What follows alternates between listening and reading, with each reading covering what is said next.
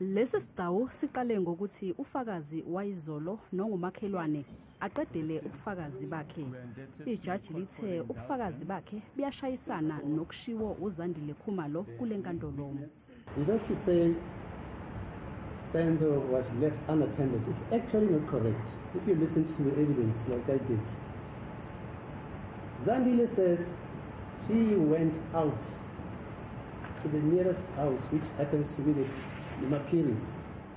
Kube sekungena ufakazi wesithathu naye ongumakhelwane U-Nthabiseng Mokete.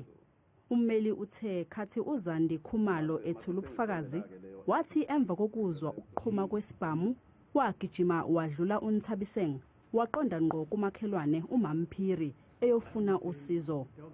uNthabiseng eziphendulela uthe cha wayehamba naye uZandi bebheke kuMamphiri.